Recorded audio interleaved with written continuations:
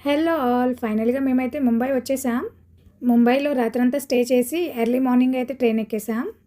ముంబై స్టేషన్‌లో క్రౌడ్ చూడండి ఎంతలా ఉందో. మా జిష అయితే ఫుల్‌గా టైర్డ్ అయిపోవడం వల్ల పడుకుంది పాపం.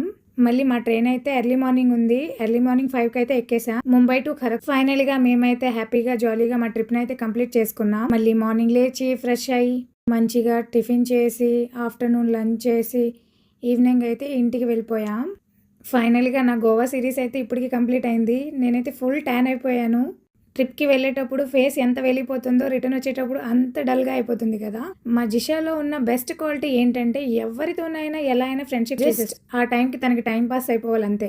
తనకి బోర్ కొట్టకూడదంతే. ట్రిప్ అనేసి ఎంత ఎక్సైట్‌మెంట్‌గా వెళ్తామో రిటర్న్ వచ్చేటప్పుడు అంత డల్‌గా అయిపోతాం కదా! ఫైనల్‌గా స్టేషన్‌లో అయితే దిగిపోయాం.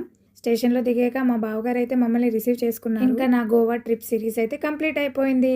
సరే మరి ఉంటా. బాయ్.